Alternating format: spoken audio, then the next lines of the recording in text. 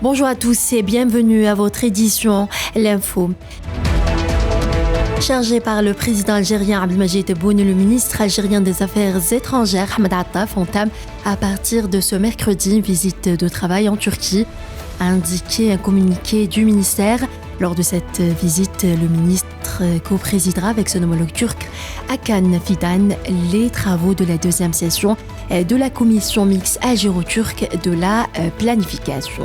Par ailleurs, le chef de la diplomatie algérienne a reçu mardi un appel téléphonique du ministre d'État britannique aux Affaires étrangères Lord Tariq Ahmed. À cette occasion, les deux parties ont passé en revue les relations de coopération et de coordination entre les deux pays, et notamment en prévision de l'adhésion de l'Algérie au Conseil de sécurité de l'ONU en tant que membre non permanent à partir de l'année prochaine et les préparatifs de la prochaine session du dialogue stratégique algéro-britannique prévu en novembre à Londres.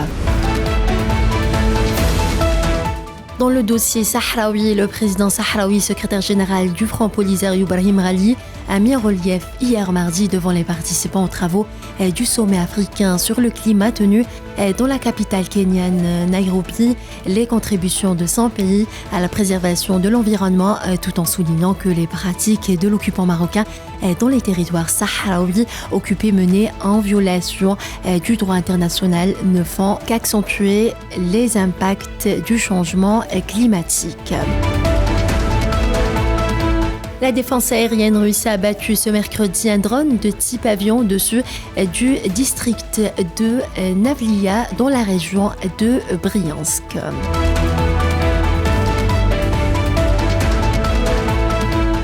Le ministre russe des Affaires étrangères Sergueï Lavrov est arrivé ce mercredi à Jakarta, la capitale indonésienne, pour participer au sommet de l'Asie orientale.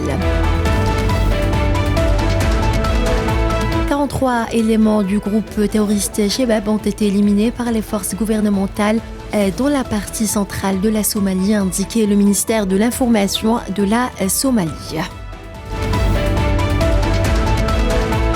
Le gouvernement palestinien a appelé mardi la communauté internationale à faire pression sur l'entité sioniste pour qu'elle rouvre le terminal de Karam Abou Salam de la bande de Gaza aux exportations. Le nombre de civils déplacés au Soudan a presque doublé depuis le début des combats entre l'armée et les forces de soutien rapide en avril dernier, a indiqué l'Organisation internationale des migrations.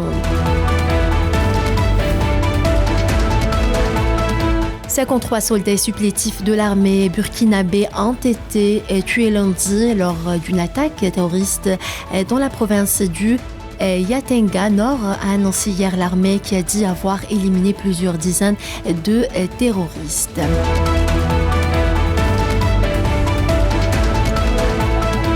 Les dirigeants des pays d'Afrique de l'Est ont décidé hier de prolonger le mandat de leurs forces déployées dans l'Est de la République démocratique du Congo pour tenter d'y ramener la paix.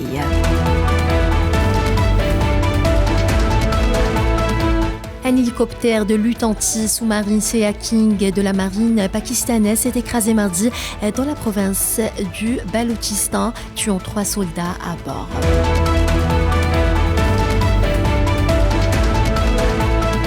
Cinq personnes sont mortes dans des inondations provoquées par des pluies torrentielles dans le nord-ouest de la Turquie, ont annoncé ce mercredi les autorités.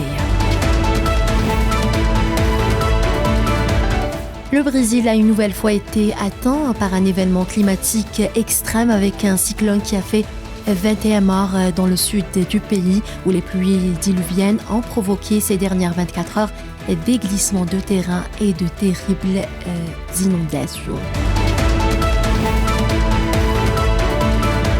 On passe au sport. La sélection tanzanienne de football est arrivée mardi soir à Annaba en provenance de Tabarka Tunisie en prévision du match qui l'opposera à l'Algérie jeudi au stade du 19 mai 1956 pour le compte de la 6e et dernière journée des éliminatoires de la CAN 2023 prévue en Côte d'Ivoire.